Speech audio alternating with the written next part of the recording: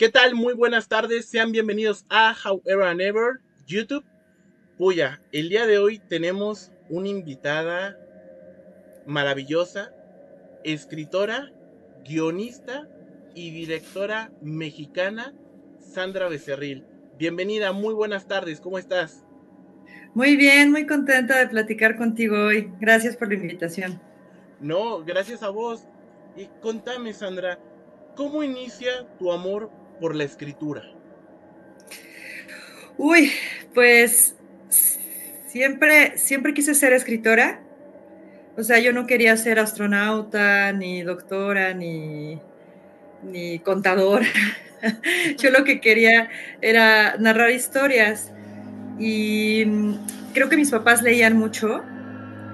Y esa es la razón por la que yo leía mucho también. Ellos me premiaban con libros cuando me portaba bien. Y íbamos a las librerías y me compraban unos libros que se llamaban Elige tu propia aventura, donde tú podías decidir los errores y los aciertos del protagonista y se me hacía muy interesante. Entonces ahí fue donde comenzó todo y además me gustaba mucho leerle historias a mis hermanos. Tengo dos hermanos menores y me gustaba mucho inventarles historias, obras de teatro, lo que se me ocurriera. Y creo que desde entonces no he parado. Claro, y es muy bonito porque tenés mucha creatividad y sobre todo has innovado muchísimo y es un orgullo. Bueno, en HBO sí ha habido otros escritores latinoamericanos que han estado por allá. Más bien es para los maestros de terror de Hollywood. O sea, nadie había trabajado con ellos eh, de acá de México, o, bueno, en Latinoamérica en general. Los maestros del terror de Hollywood son este grupo de directores de los años 80 que hicieron la serie Masters of Horror y que hicieron películas súper legendarias como Wes Craven con Pesadilla en la calle del infierno, Joe Dante, Gremlins. En su momento estaba Richard Matheson, que hizo Soy leyenda, pídele al tiempo que vuelva, La dimensión desconocida. Y de los más jóvenes está, por ejemplo, el creador de Black Mirror, David Slade, o Alejandro Brugués, que hizo también la de los zombies en Cuba, que está increíble, ¿no? Me encanta, Ryuhei Kitamura. Y entonces, Mick Garris, que es quien más ha adaptado a Stephen King, los juntó a todos para poder hacer una especie como de Masters of Horror. Y bueno, fue cuando me invitaron y escribí los guiones junto con Richard Christian Matheson y con Lawrence Connell. Y todavía es una gran experiencia porque pues yo seguí trabajando con todos ellos aparte. Pues para mí es un gran orgullo, la verdad. Fue muy impresionante conocer a mis héroes de la infancia. Por La primera supuesto. vez, sí, sí, no, imagínate, la primera vez que los vi en una reunión ya para Nightmare Cinema, así se llama lo que hicimos, y después hicimos Masters of Horror Japón. La primera vez que los vi, me acuerdo que le dije a Joe Dante, le digo, es que eres el hombre de mis pesadillas porque tú me causabas muchos malos sueños cuando estaba chiquita. Entonces no son los hombres de mis sueños, son los hombres de mis pesadillas. Y hasta la fecha, pues yo creo que mi mejor amigo es Richard Christian Matheson. Es de las personas que más quiero en el mundo. Ryuhei Kitamura, que hizo Godzilla también. Y la verdad es que continuamos trabajando juntos y pues es algo increíble. Son personas increíbles. Cabal, porque has dicho algo muy interesante, ¿no? Los hombres de mis pesadillas. He leído y bueno, y he visto en tus entrevistas que tu propósito a la hora de escribir un libro con esa temática de horror es sembrar ese horror, ¿no? En las personas, dejar esa huella, ¿no? Justamente, que es lo que buscas. ¿Cómo nace ese amor a este género del horror? Pues nació junto con la literatura. La verdad es que me dejaban leer de todo y encontré libros maravillosos desde Agatha Christie. Y me acuerdo que leía mucho a Horacio Quiroga, que tenía estos cuentos como El almadón de plumas y todo, que son muy perturbadores. Pero también, eso sí que se lo platico al ratito, vivíamos en una de las casas más embrujadas de la Ciudad de México. Y yo disfrutaba mucho asustar a la gente, desde que estaba muy niña. Se me hacía muy divertido, pero también a mí me asustaron mucho y era una especie como de morbo, ¿sabes? O sea, me encantaba dentro de esa casa ver películas que me decían que no viera. Cuando a ti te dicen, no vayas a hacer algo, vas y lo haces, ¿no? Y entonces, me acuerdo que vi El Exorcista, ¿no? Cuando tenía como 8 años, Pesadilla en la calle del infierno, que me causó de verdad pesadillas, años, no pude dormir bien, todo me daba miedo, era una niña muy miedosa. Y además la casa estaba junto a un ex convento, en una calle horrible, o sea, toda la atmósfera de terror. Y me fui dando cuenta de que el terror era muy divertido. Y como todavía pienso que el terror es el género más divertido de todos, pues la verdad es que siempre me ha gustado asustar a la gente. Yo creo que el mejor halago que le pueden dar a un escritor de género es precisamente que tus historias le causaron pesadilla. Sí, cabal, y eso es muy cierto, porque se busca quizás esa esencia, ¿no? Algo distinto de lo que ya conocemos, como bien lo comentabas, Pesadilla en la calle El fue en su momento pues una película muy novedosa, algo totalmente distinto a lo que conocemos, porque te atacaba en tus pesadillas, en tus sueños, donde uno no se puede defender, ¿no? Justamente. Entonces tu inspiración viene de ese gusto por el horror, justamente, ¿no? De que lo disfrutas, lo vives. ¿Qué nos podrías decir o cuál sería tu definición, por favor, del horror? ¿Cómo lo definirías vos, perdón? Pues es algo que nos causa miedo, que nos perturba, que mira, el horror yo creo que viene del interior del ser humano. O sea, hay una diferencia entre el terror y el horror, según tengo entendido. El terror viene de todo. No, perdón, es al revés. El terror es todo lo que viene del ser humano, como el terrorismo, ¿no? Todos los psicópatas, toda esta onda de los secuestradores, todo lo que los seres humanos somos capaces de hacer, por ejemplo, Hannibal Lecter, etcétera, todo eso es terror.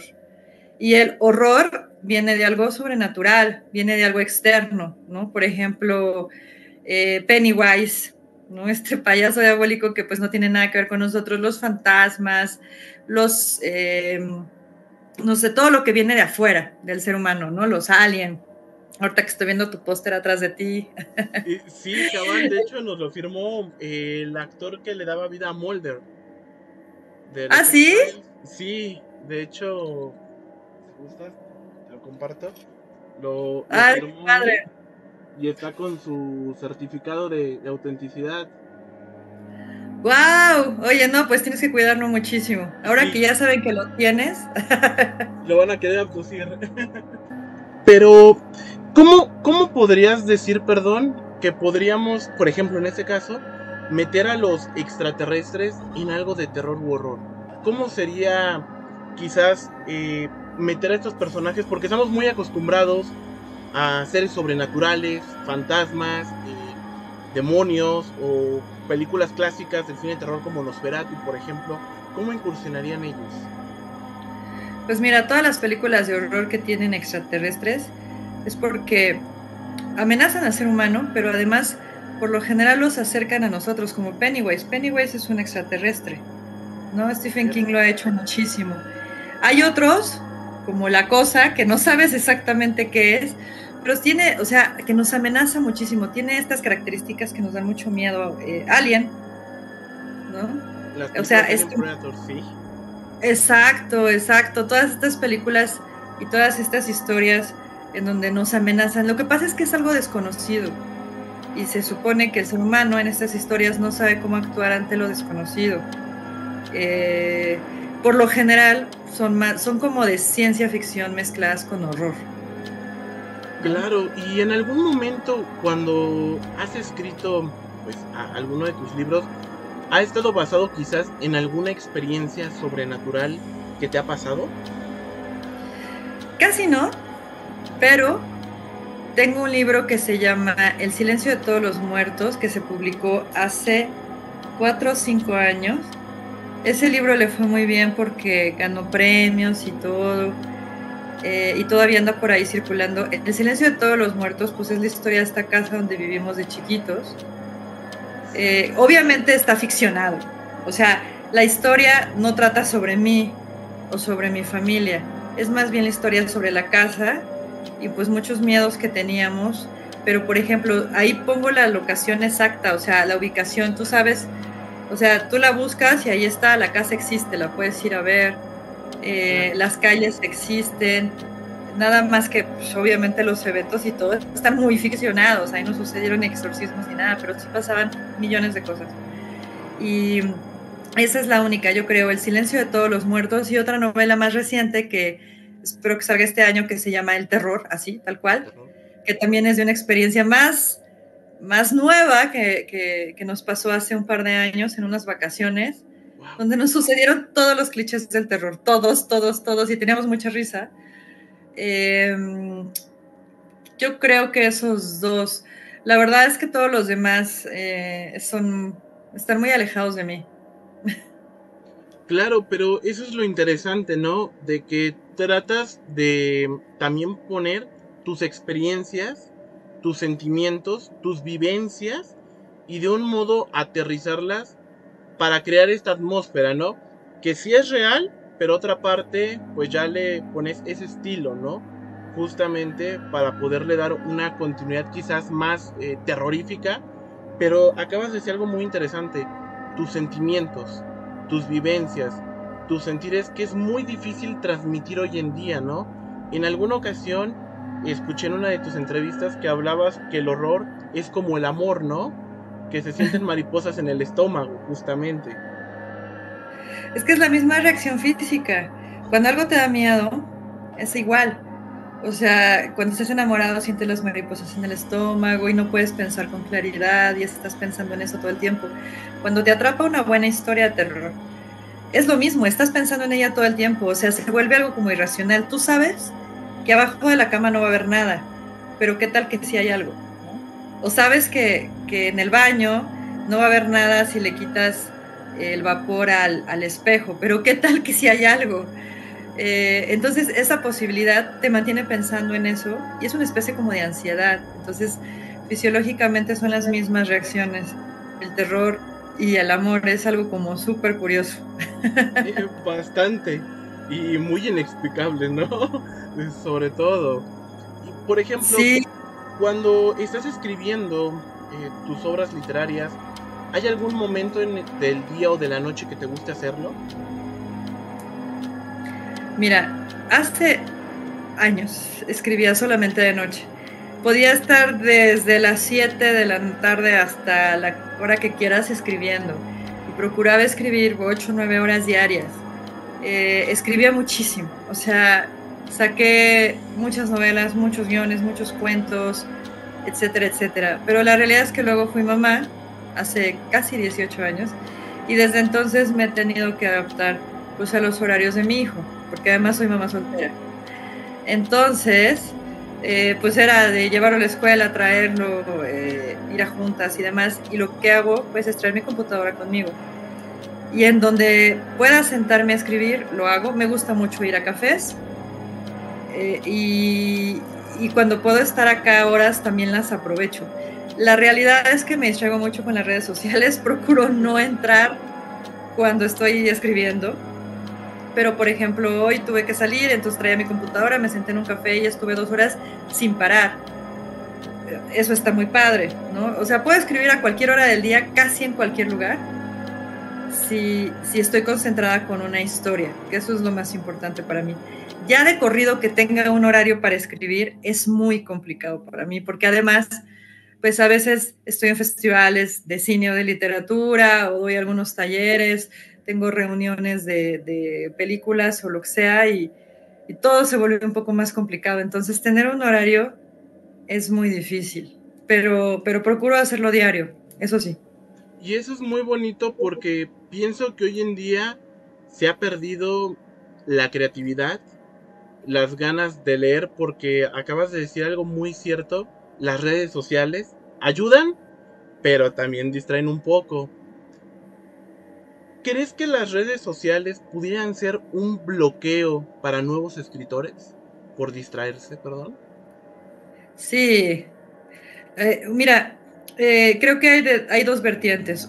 Están los escritores que piensan que es muy fácil escribir por las redes sociales, ahora hay una tendencia gigante donde entre más seguidores tengan, crees que tienes más éxito.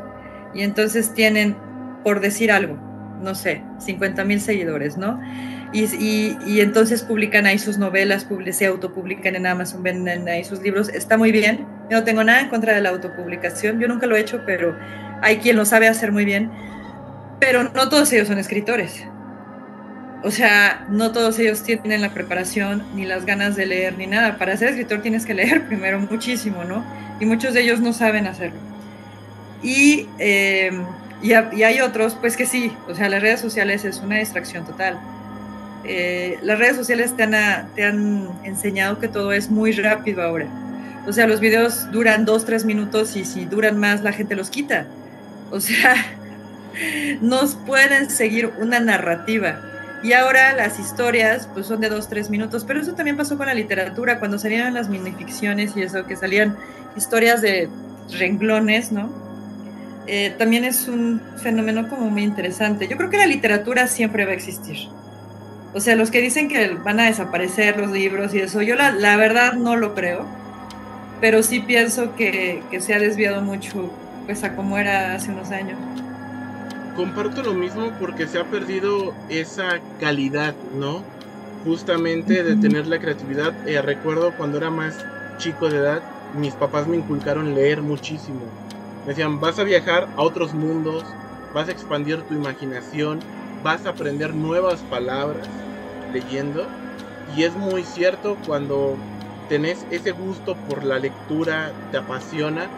Pero hoy en día es muy difícil encontrarse con personas preparadas como vos, por ejemplo, en este ámbito literario, que se preparan realmente, que no han surgido de redes sociales, que tienen una trayectoria. Digo, no tiene nada de malo que surjan de redes sociales, pero no hay nada como tu formación académica, de irte preparando, ir entendiendo, y sobre todo que no es fácil. Me imagino que en su momento, quizás cuando quisiste publicar tu primer libro, pues es, ¿a dónde me dirijo? ¿Con quién voy? ¿No? ¿Cómo lo hago? ¿No? O sea, yo empecé a hacerlo hace 27 años, que no había redes sociales, bueno, no había internet, o sea, sí había, pero casi nadie lo usaba. Entonces, o sea, era de buscar en el periódico. Yo no tenía familiares, ni escritores, ni cineastas, no sabía dónde se podía estudiar. Es más, no sabía qué se estudiaba, qué carrera podías estudiar para eso, porque por lo general no era una carrera que te dijeran en la prepa, ay, mira, existe la carrera por lo general eran letras. Si querías ser escritor, estudiaban letras, pero por lo general los que estudian letras no escriben. Ahora está la carrera de creación literaria y hay otras carreras muy, muy interesantes, pero no había antes de eso. Entonces fue complicadísimo, pero a la vez aprendí mucho. Si no hubiera sido por eso, no conocería pues a la mayoría de los editores del país o a los cineastas que hacemos películas de terror en México, en Latinoamérica. O sea, la realidad es que no me hubiera quedado tal vez con apantallarme en las redes. Es que es muy fácil ahora que te mientan. Entonces, lo que yo les digo a mis alumnos, tienen que buscar si realmente existen los trabajos que les dicen que hicieron los productores, los directores. Entonces, es muy fácil mentir ahora, ¿no? Y antes era mucho más complicado. Y entonces, ¿cómo le hice yo? Fui a un periódico, o sea, estuve buscando en el periódico concursos, tendría como 17 años. Yo había escrito una novela larguísima, porque pues, me creía Tolkien y entonces era de fantasía. Y la metí a un concurso que se llamaba MESIF, que fue la primera convención de fantasía y ciencia ficción en México, antes que la Mole, antes que la Comic Con, todas estas, ¿no? Y la llevaba la editorial Vid. Entonces, de pronto, a los meses en el periódico vi que había ganado el 3er lugar y fui a buscar la editorial. O sea, yo no sabía ni dónde estaba ni nada, no conocía esa colonia, me fui caminando horas hasta que llegué y pedí hablar con el editor, lo cual se les hizo muy raro, y le pregunté cuando logré hablar con él por qué no había ganado y que me había hecho falta, ¿no? Nos hicimos muy amigos y él fue como mi guía y me dijo, mira, hay una escuela de escritores. Y yo, no puede ser, hay una escuela de escritores, ahí puedes tomar unos cursos, te faltó esto. Y ya, a partir de ahí, empecé a estudiar muchísimo y gracias a todos los consejos que me dio en ese momento, conocí a un editor que estuvo interesado en publicar la que fue mi primera novela, que se llamó La calle de las brujas. Antes de La calle de las brujas, 2 años antes, ya había publicado un libro que se llamaba El legado de las abejas, que era un libro de naturismo que nada que ver, pero me habían pagado por escribir. Y así, o sea, se publicó La calle de las brujas, a los 6 meses publiqué otro libro con otra editorial porque en las presentaciones conocí a otro editor, y así fue el asunto, ¿no? Afortunadamente son editoriales que pues, fueron grandes, he estado en muchas editoriales, y como te decía, la realidad es que yo nunca me he autopublicado, me daría como mucho miedo, soy muy mala para las ventas, hay quien es muy bueno vendiendo, yo no lo soy, y prefiero que alguien más experto se encargue de eso y pues yo nada más escriba, ¿no? Claro, y sobre todo acabas de hablar de algo muy importante, ¿no? Llegaste a una meta que a pesar de ser un tercer lugar, pienso yo que lo debiste de haber sentido como un primer lugar en ese momento, porque partías de cero, las expectativas de poder estar entre esos 3 primeros lugares, que tuviste la dicha y la fortuna de encontrarte con una persona muy buena que no desanimara, que te alentara, te explicara justamente cómo poder ir mejorando o puliendo esos detalles, y gracias a eso y a tu talento también, sobre todo, de verdad pudiste, al menos para mí, sí destacas entre otros escritores que también hacen un trabajo muy maravilloso. Para mí, vos marcas mucho la diferencia, de verdad. Y sobre todo, has dejado algo maravilloso para todos los que nos gusta leer. Algo nuevo, algo único. Porque quizás estamos muy acostumbrados a estilos de Stephen King, Edgar Allan Poe, pero que está bien, pero algo quizás nuevo y de buen gusto como lo que tú haces, es increíble poderlo leer, y sobre todo pues tener el gusto de estar aquí con vos por la videollamada. De verdad me siento muy emocionado, muy contento, de verdad te lo agradezco mucho. Y también preguntarte, ¿has tenido alguna vez como escritora algún bloqueo de creatividad? Pues bueno, muchísimas gracias por tus palabras, de verdad me halagas mucho. Para mí es muy importante porque, pues, o sea, mi vida es de escritura, de cine o de novela, ¿no? Entonces, muchas gracias. ¿Algún bloqueo? Sí, claro. O sea, el que diga que nunca se ha bloqueado, yo creo que es mentira. Creo que cada año quiero tirar la toalla, cada año digo, ya no me voy a dedicar a esto, ¿no? De pronto ha habido muchos proyectos que se cancelan, sobre todo de cine. Han salido muchísimos también, pero tardas demasiado tiempo. O sea, un buen proyecto de cine, no tan independiente, con apoyos, etcétera, pues tardas hasta 5 años, ¿no? Como yo soy guionista, pues no, o sea, me compran el guión y no me involucro tanto en la producción, pero pues también me ha tocado, ¿no? Ese lado. Entonces, cuando en algún momento el proyecto está a punto de salir y no sale por cualquier razón, es muy frustrante. Son momentos donde digo, no, ya me voy a dedicar a otra cosa, esto no es para mí, todo eso, ¿no? Pero la verdad es que siempre vuelvo, siempre hay algo. Voy caminando por la calle y de pronto una chispita de, esta es la historia que estaba buscando. O sea, no sé cómo explicártelo, pero es como, esto me hacía falta, ahora sí ya sé por dónde va, siempre me sucede. Pues cada año más o menos digo, ya no quiero nada, ¿no? Me acabo de cambiar de editorial, por ejemplo, y estaba yo pensando, no, ya voy a hacer redes, ya no voy a volver a escribir en la vida, y no es cierto. O de pronto el año pasado y antepasado, pues yo por lo general tenía un ritmo de escribir 4 novelas al año y unos 5 guiones de largometraje al año. Y de pronto me di cuenta, según yo, en diciembre dije, no escribí nada, ¿no? ¿Qué pasó? ¿Cómo es posible? Sí escribí, o sea, me acordé que había escrito 2 novelas y unos 3 guiones, pero es que ese año di muchísimos talleres, estuve viajando mucho por los festivales.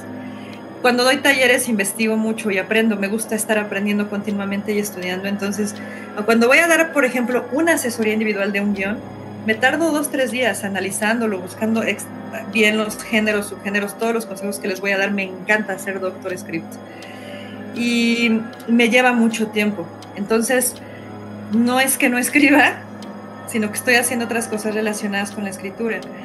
Y en ese año, cuando me desesperé, tiré 3 novelas a la basura que había empezado, pero 3 novelas que ya tenían 100 páginas cada una, ¿no?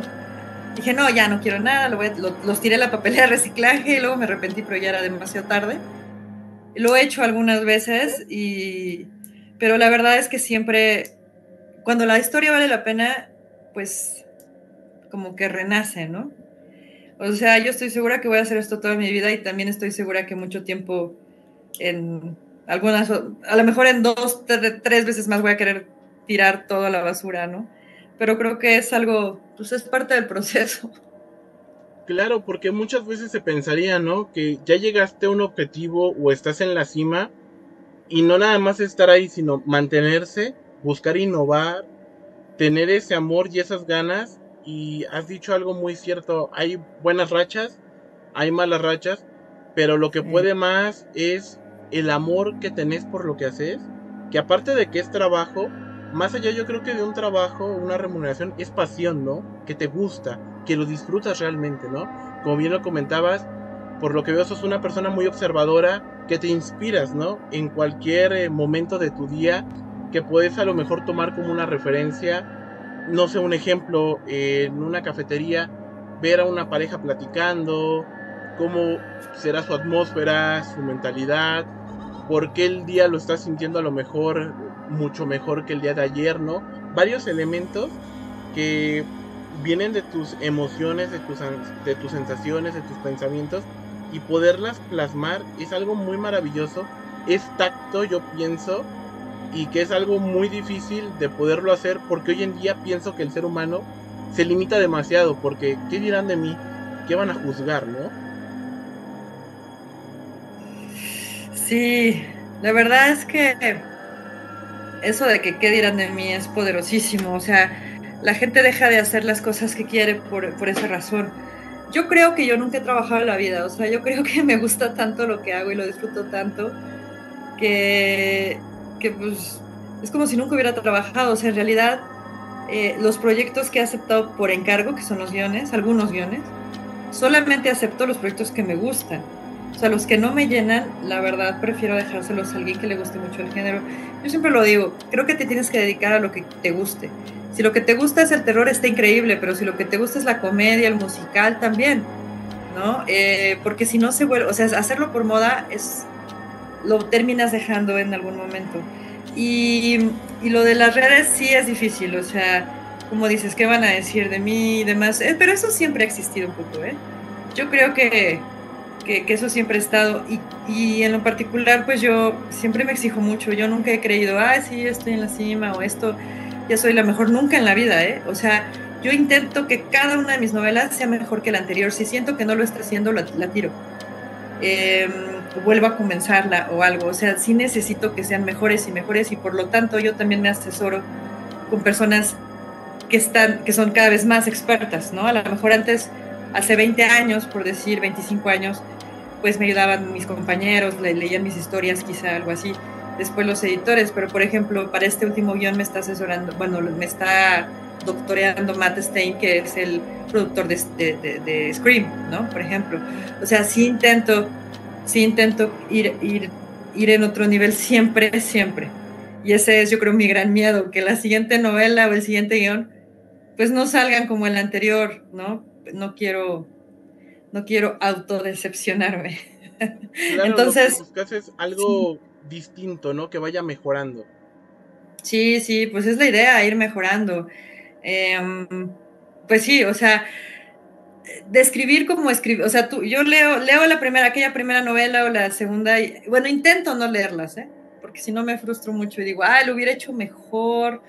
Intento no leer nada, o sea, ya se publicó, qué bueno, y vámonos a lo que sigue, ¿no?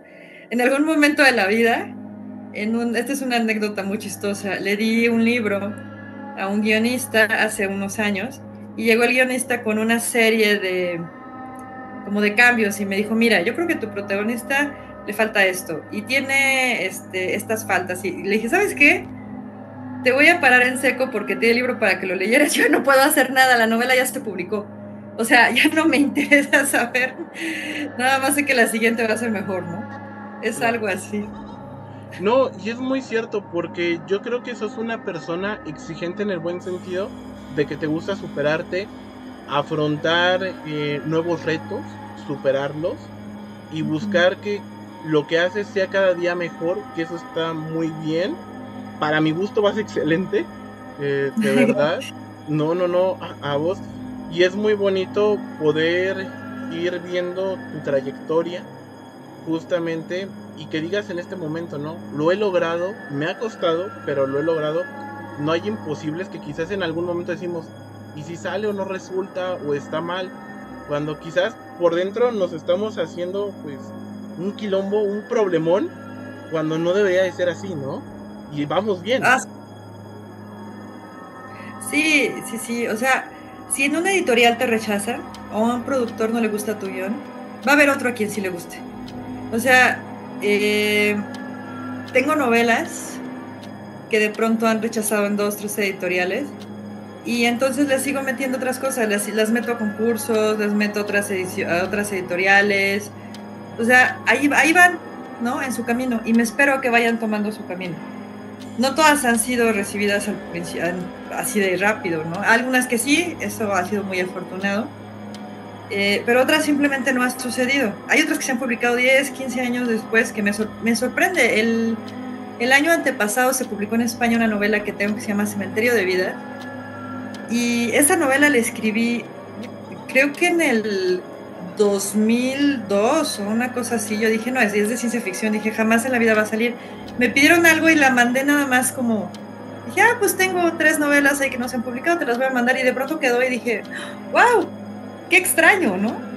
Entonces yo creo que aquí la clave es tener mucha paciencia y no desesperarte. Digo, ahora es más fácil, te autopublicas, está muy padre, pero no hay como que te corrija un editor profesional, es otra experiencia diferente, ¿no? Lo mismo sucede con los guiones, o sea, las oportunidades llegan, pero debes tener producto que ofrecer. Digo, los guiones, la literatura, pues es como un producto, suena feo y poco romántico, pero así es. Entonces, por ejemplo, cuando en algún momento, pues cuando Mick Garris me dijo lo de Nightmare Cinema, me dijo, ¿tienes sinopsis? Le dije, claro, tengo 20,000, le mandé un montón. O sea, si no le hubiera mandado todas esas, probablemente no me hubiera quedado en el proyecto. Y eligieron una que ya estaba escrito, afortunadamente, el guión. Entonces fue muy fácil el proceso, ¿no? Pero ese guión, en México, lo habían rechazado los fondos gubernamentales 2 veces ya para apoyarlo, como 10 años antes. Otro director me había dicho que no, que era pésimo y que lo cambiara todo, y yo no lo quise cambiar porque era una historia que yo consideraba que estaba bien hecha. Sí. Ajá, hay historias con las que no estoy tan apegada y digo, sí, cámbiale lo que quieras y ya, ¿no?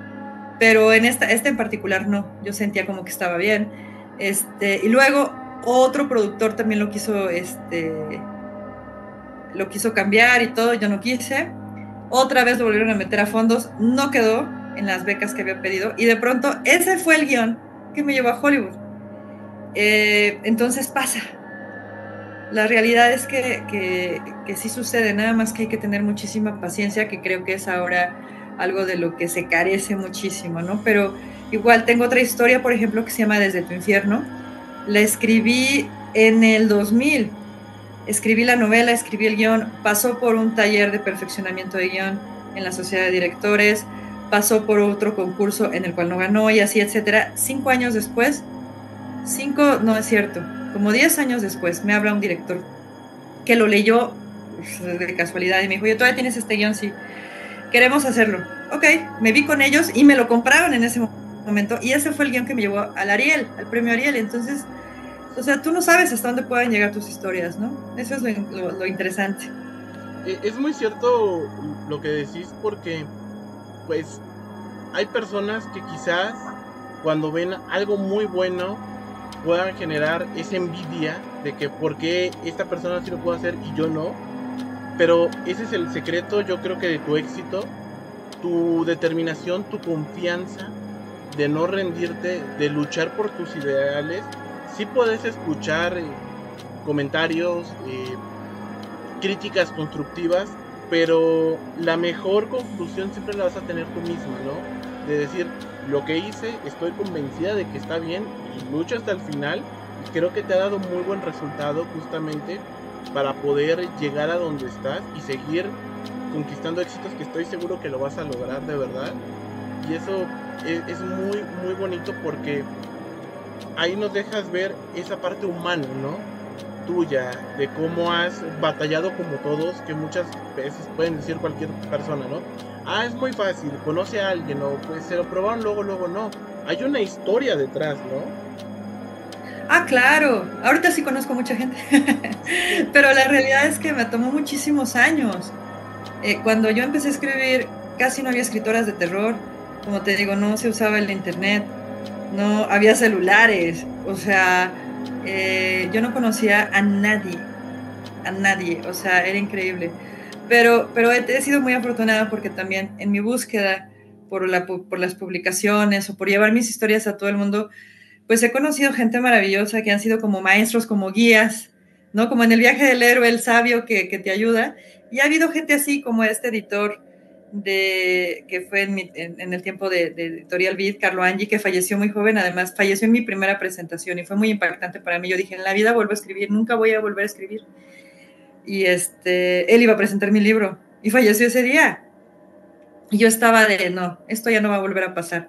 Pero me encontré en el camino a otras personas como Alfredo Gurrola. Alfredo Gurrola es uno de los directores más prolíficos de México. Digo, ahorita ya está jubilado, pero pues tiene no sé cuántas películas y de las más icónicas de México. Y lo conocí en una casa productora, él fue de los primeros que me contrató, él fue el que me llevó a Televisa, él me llevó a la Sociedad de Escritores, etcétera, etcétera. Entonces él también estuvo ahí. Yo, por ejemplo, Ramón Córdoba, que yo creo que actuando bien te va bien. Esta es una gran anécdota.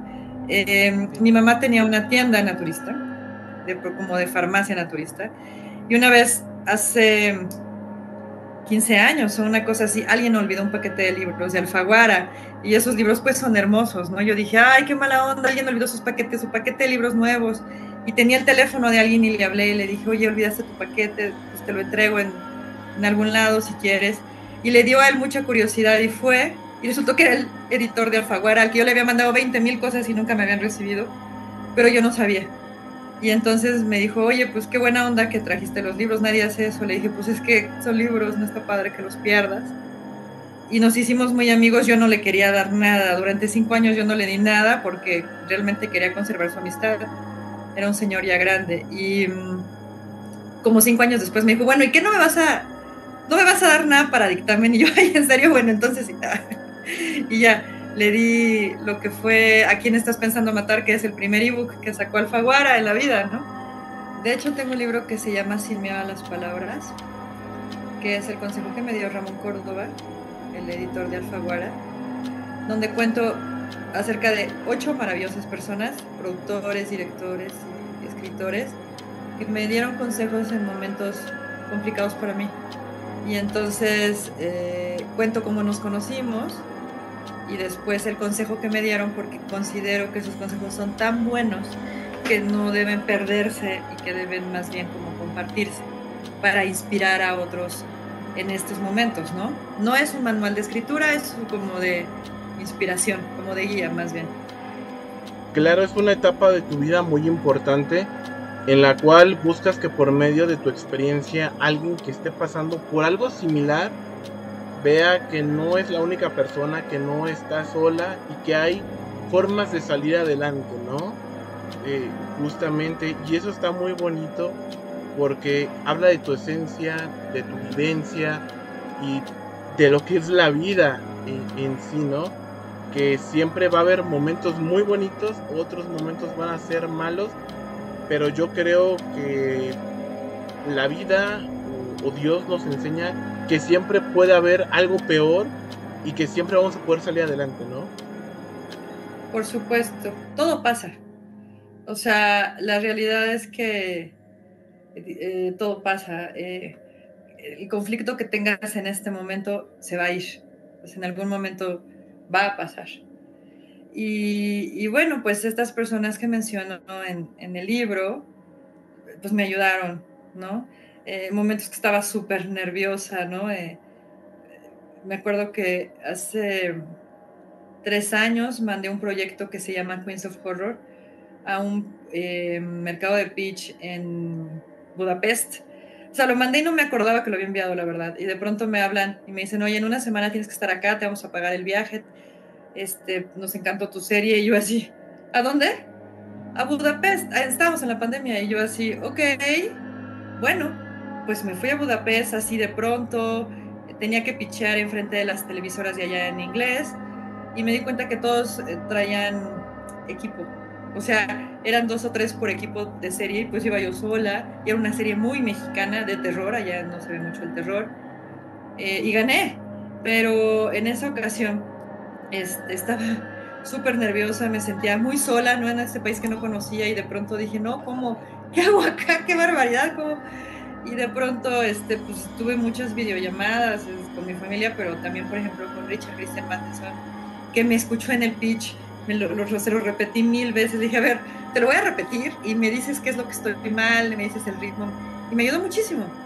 Y todos estos consejos que me dio en ese momento también están ahí. También está en el libro Ildiko Coingeri, que es la única mujer precisamente de esta área del mundo que ganó un Oscar, y así, o sea, es gente que me he ido encontrando que de pronto te dicen cosas maravillosas, ¿no? Y no creo que deban perderse. Claro, y son ángeles, ¿no? Que nos ponen en el camino y que nos aportan muchísimo, y eso nos ayuda a seguir transmitiendo ese conocimiento o esa buena vibra y sentimientos a los demás, ¿no? Porque no sabemos el día de mañana con quién nos vamos a encontrar que esté pasando con una situación similar. Y esta parte que estás comentando es muy bonito, porque sí me imagino, como bien lo decís, estar en un país extraño, tú sola, enfrentándote a un nuevo reto, y quizás estás por videollamada con tus familiares, seres queridos, pero quizás no es lo mismo, ¿no? A tenerlos en persona, de sentir esa protección, ese resguardo, pero eso habla mucho de vos, de tu carácter, de tu determinación y de tus ganas de superarte, que te fuiste a la aventura, pero lo lograste. Y hoy en día lo cuentas como una anécdota, quizás a lo mejor algo graciosa, que en su momento fue algo tensa, ¿no? Sí, bueno, eso lo he hecho muchas veces, ¿eh? O sea, me ha tocado viajar sola muchísimas veces a lugares pues súper desconocidos para mí, pero pues te digo, llegan las oportunidades que estás buscando y ni modo no les puedes decir que no. Ahora, por ejemplo, en Budapest, pues yo no sabía ni decir hola, creo que nunca lo aprendí. Me acuerdo que me daba mucha risa porque un mesero de este lugar donde estábamos me decía, yo nunca había visto un mexicano. Le dije, pues mira, aquí está. Me daba porque en este concurso nunca había ido nadie del continente, o sea, siempre habían ido personas como de Rusia y un poco más cerca, ¿no? Entonces nadie me entendía nada de lo que decía, más o menos masticaban el inglés. Entonces sí fue complicado, pero así como en esa ocasión, pero aprendí mucho, ¿no? O sea, muchísimo, muchísimo, pero así como en esa ocasión, pues me he ido a muchos otros países en donde de pronto te das cuenta que las historias pues gustan mucho. El terror es algo universal, todo el mundo siente miedo en su vida y procuro usarlo. Esa es una de las fortalezas del género para las historias. Y eso es muy bonito, y sobre todo ahora que hablas de distintos países, vi también por ahí que tenés un doctorado honoris causa, justamente, Ajá. de este bonito país que es Perú. Contame, ¿cómo fue esa experiencia? ¿Te lo esperabas? ¿Fue sorpresivo?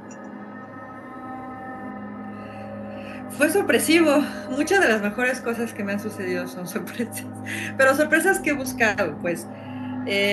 Metí hay muchos concursos, muchas convocatorias, más bien, en donde pues metes tus papeles y ves si te aceptan o no. Lo mismo, o sea, eso me ha pasado en otras ocasiones también, como para los fideicomisos o las becas también, ¿no?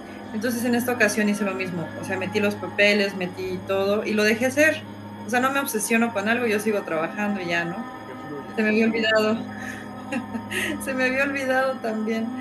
Y de pronto me llegó un mail diciéndome eso, que me habían elegido para el doctor honoris causa, por el currículum y por la labor educativa y todo. Y dije, pues qué padre. O sea, pues qué digo, pues gracias, ¿no? Qué padre.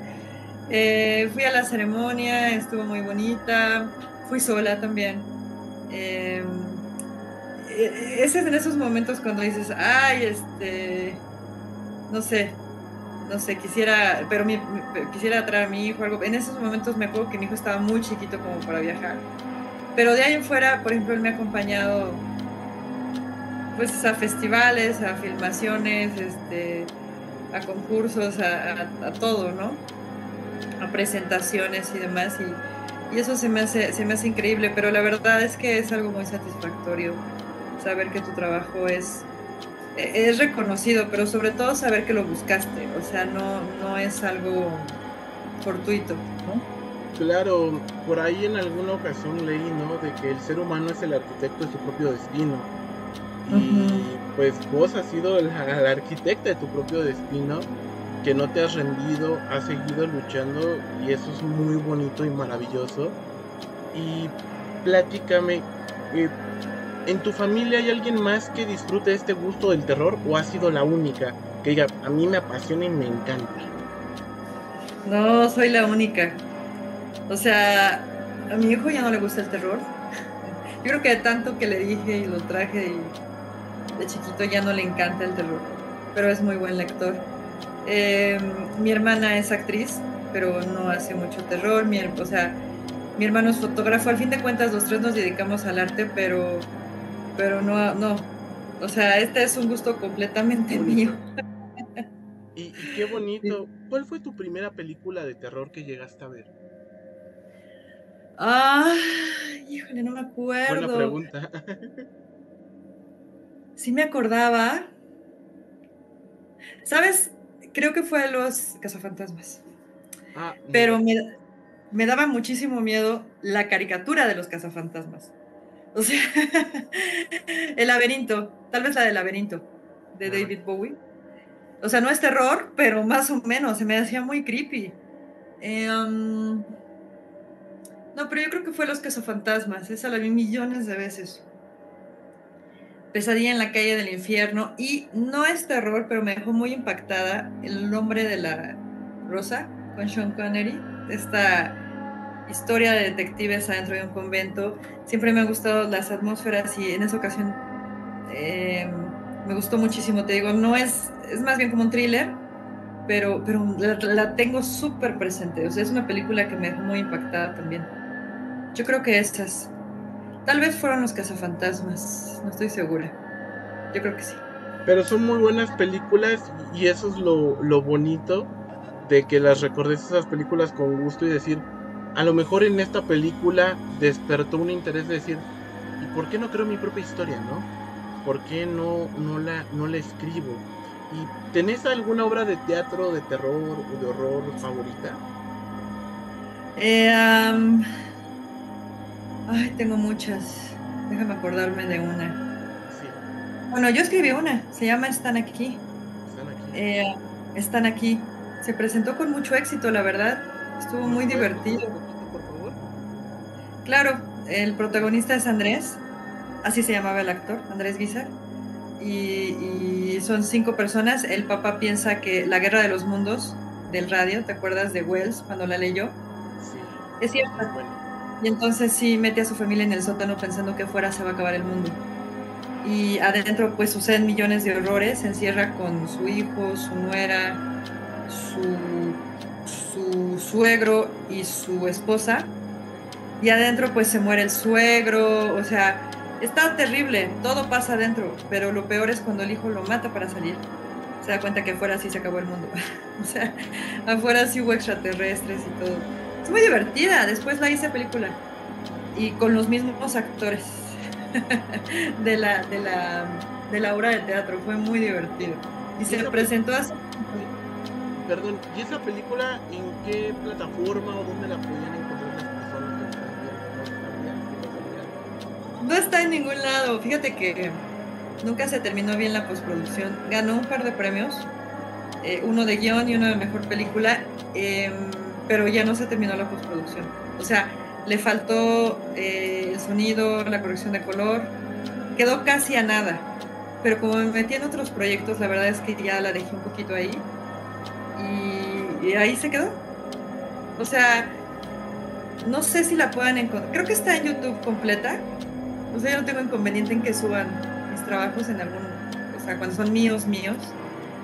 Creo que está en YouTube, pero la verdad es que no creo que se pueda ver en ninguna plataforma.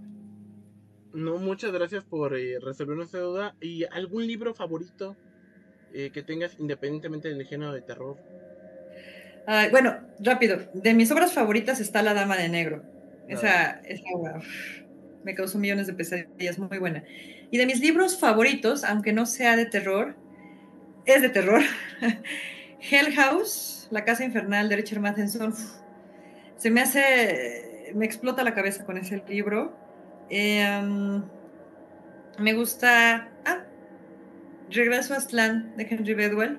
Es una épica mexicana de qué hubiera pasado si los aztecas le hubieran ganado a los españoles. Está muy interesante. Sí, me encantó.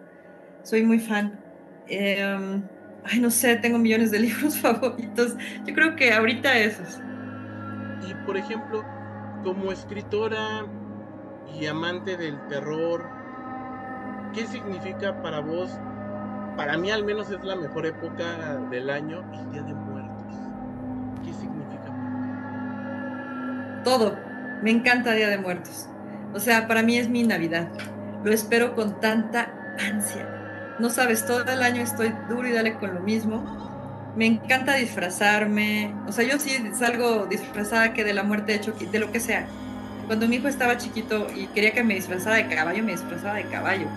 O sea, a mí me encanta la atmósfera, me encanta todo lo místico que envuelve lo que significa el Día de Muertos, me encanta la comida.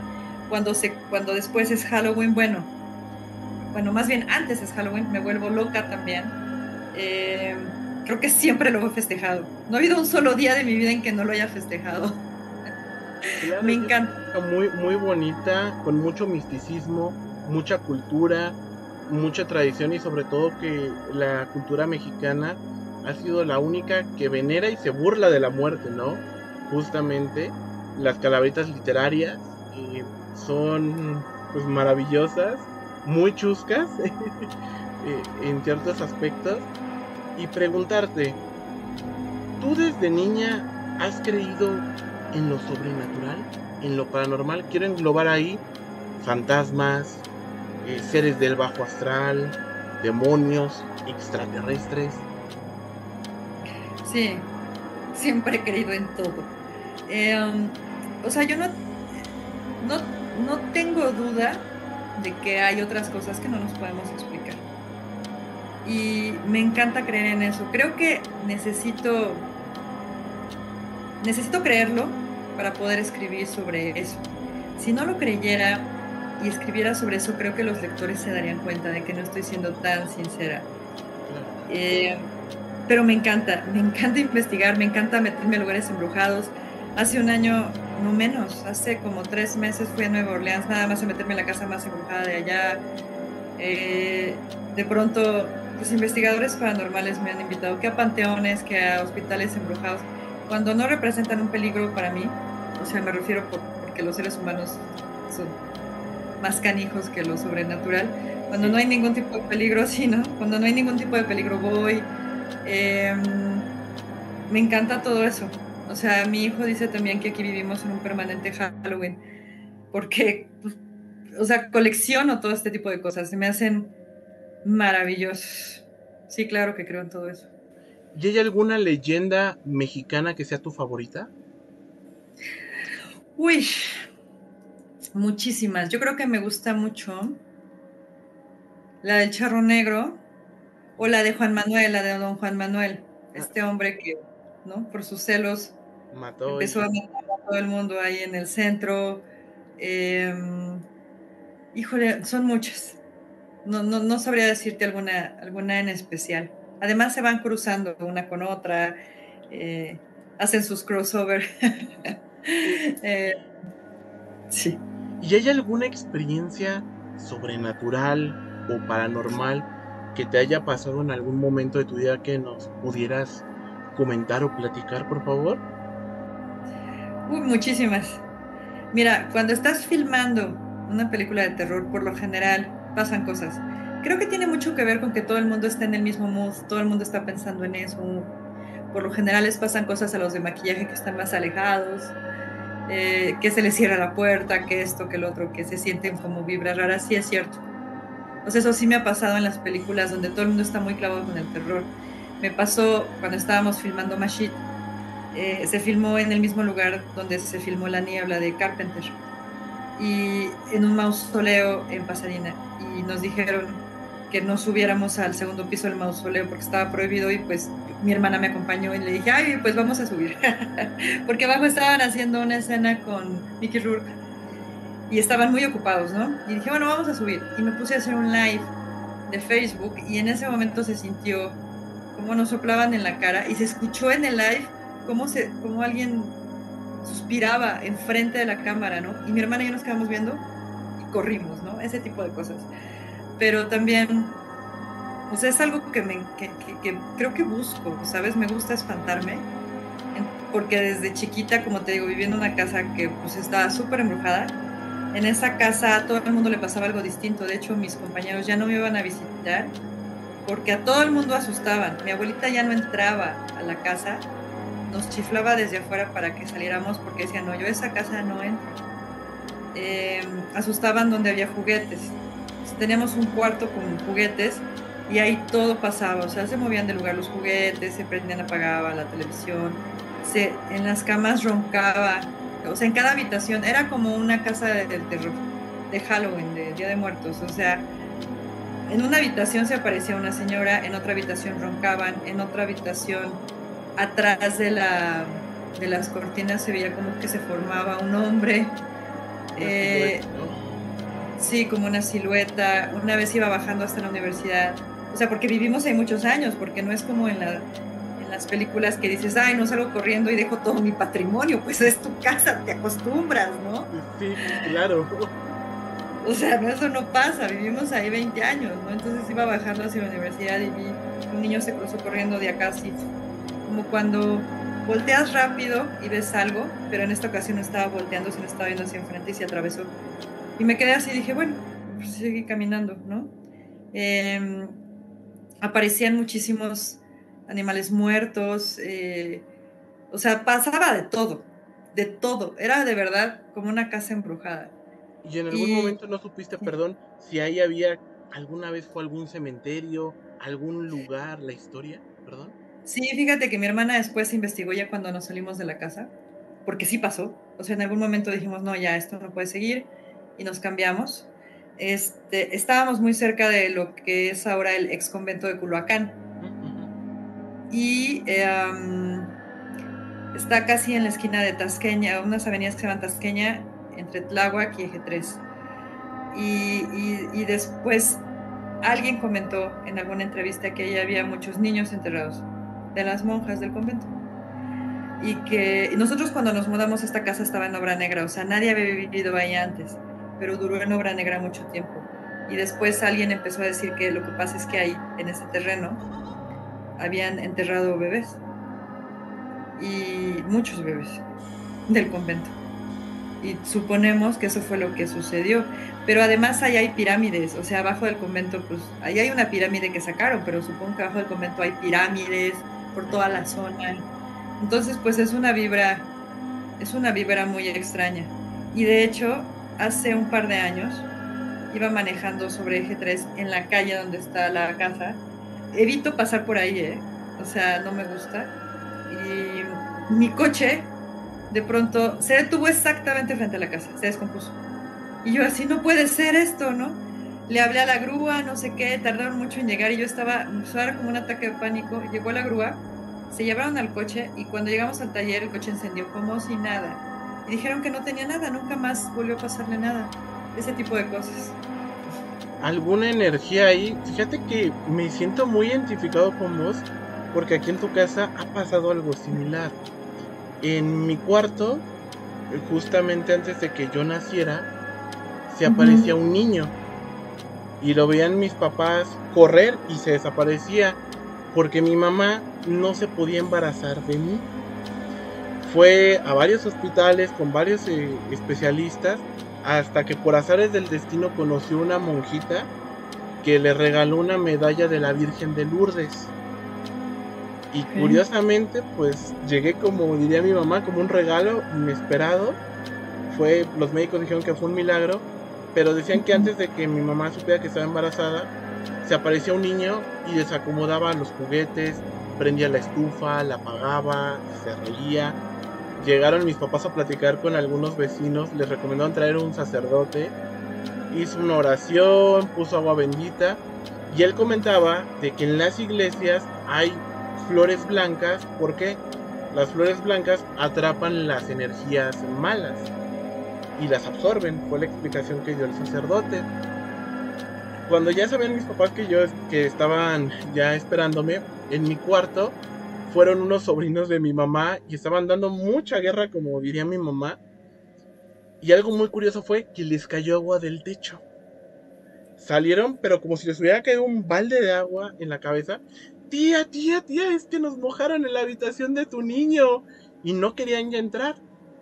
Tiempo después, crecí, iba en la primaria, invité a un amigo aquí en tu casa. Estábamos jugando, no, estábamos jugando en el cuarto.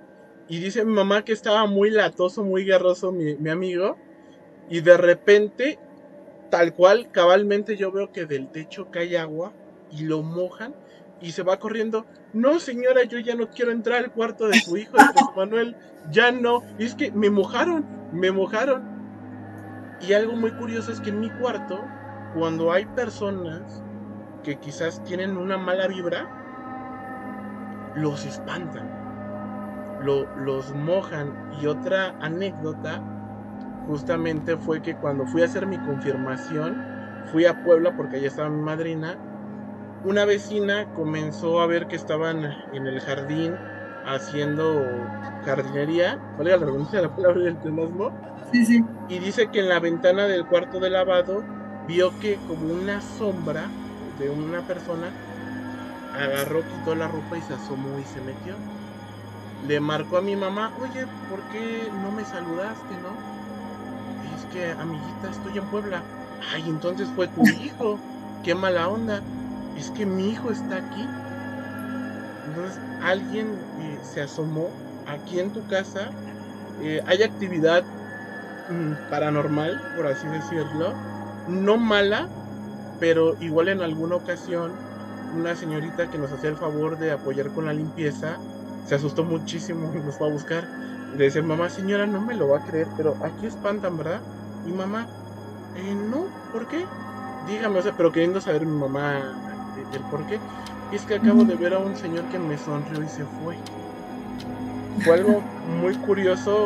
Cuidan mucho la casa. En alguna ocasión con alguna exnovia, recuerdo que estábamos por videollamada. Ella era de Argentina. Yo ya estaba muy cansado por las desveladas, por el cambio de horario.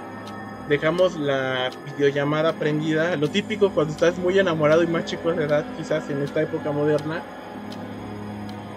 Y escuchaba voces, y no eran de mis papás no estaban en casa. Se escuchaban cómo arrastraban los muebles, cómo hablaban, y pudo luego, si tú gustas, te lo enseño por inbox, pudo captar una mano que se manifestó. O sea, nos han pasado muchas cosas sobrenaturales, y por eso es la temática del canal, que se llama However and Ever, que significa por siempre y para siempre. Es un espacio donde todos somos libres de emitir nuestra opinión sin que se juzgue, sin que se vaya a criticar, sin decir: oye, ¿sabes qué? Es que no estás loco, loca. A mí también me ha pasado. Y es difícil hablarlo porque es lo primero. ¿Te lo imaginaste? No, te estás haciendo ideas, pero yo sí creo en lo que me decís de las energías, de lo que pasa. Y llamaste mucho mi atención cuando hablabas de las cortinas, porque esta cortina en directos ha habido ocasiones que se llega a inflar un poco, o se ve como la sombra de una persona, y te muestro, no hay nada, es un blackout.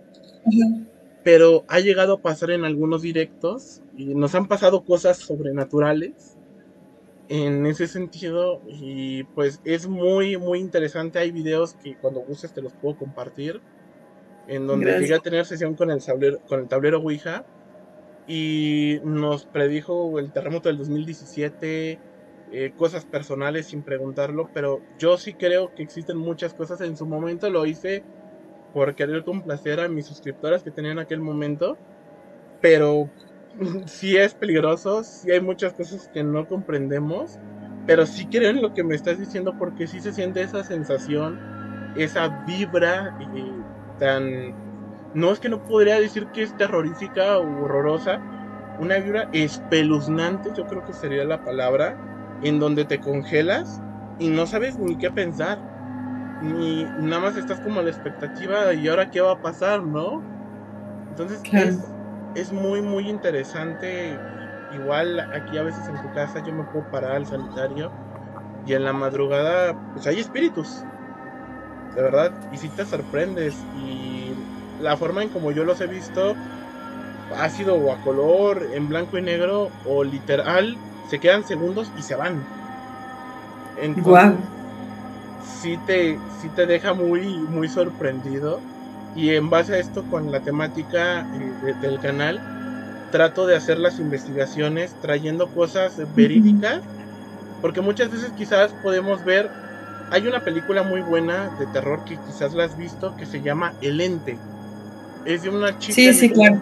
de una chica en Estados Unidos y algo que me gusta en Estados Unidos es de que allá sí creen en lo paranormal de manera profesional, ¿no? Este fenómeno cuando quizás acá en Latinoamérica se tomó como un poco de comedia, de mofa, pero pues sí existe, sí está presente realmente y por ejemplo muchos casos de los X-Files, dicho por los actores, son basados en hechos reales. Entonces es muy interesante. Yo te creo. Yo te creo todo lo que me acabas de decir, todo lo que te lo creo. O sea, sí, por supuesto. No tengo dudas al respecto, la verdad. Sí, hay muchas cosas, pues antes que nada agradecerte tu tiempo. No sé si gustes dejar tus redes sociales para que las personas te puedan seguir. Si quisieras hablar de algún libro, promocionarlo, algún proyecto, adelante. Muchas gracias. Pues mira, me pueden seguir en Instagram y en Facebook como escritora serial. Así me encuentran. En Facebook estoy como Sandra Becerril Escritora, es una página. Y pues nada, ahí publico todo. Viene una nueva novela, se llama El Carnaval Diabólico. Va a salir con sí, la editorial Hachette, sale en 3 semanas, eso me tiene muy emocionada. Y pues vienen nuevas películas y todo, pues ahí lo voy anunciando todo. Las conferencias que doy así, todo ahí lo voy subiendo para que si están cerca, pues me encanta que me acompañen. Y pues ahí me pueden encontrar. Muchas gracias por tu tiempo, por tu amabilidad, por responder mensajes, por hacerte un espacio de tu agenda que está ocupada. Y pues muchísimas gracias. Esta es tu casa y cuando gustes, de Gracias. verdad, aquí estamos. Te lo agradezco mucho y muchas gracias por la charla, estuvo muy interesante. Gracias a vos y pues recuerden, esto es Jauría Never. Nos vemos hasta la próxima. Bye bye.